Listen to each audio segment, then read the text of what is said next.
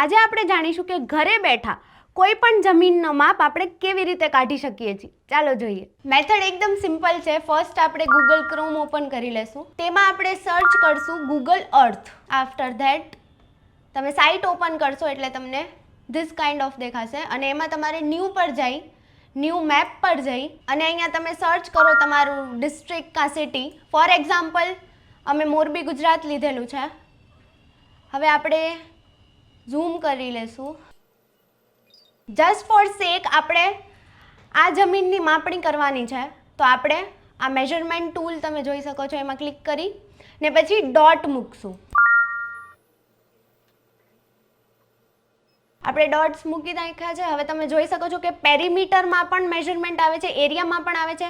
જો તમારે હેક્ટર કે એકર્સમાં જોતું હોય કે સ્ક્વેર ફીટમાં જોતું હોય તો તમે ત્યાં ક્લિક કરીને તમે જાણી શકો છો કે તમારો એરિયા એપ્રોક્સિમેટલી કેટલા ફીટનો છે, કારણ કે આમાં થોડુંક મેઝરમેન્ટ અપ ડાઉન હોઈ શકે છે, બટ જનરલી એપ્રોક્સિમેટલી જ તમે આમાં જોઈ શકો છો મેઝરમેન્ટ.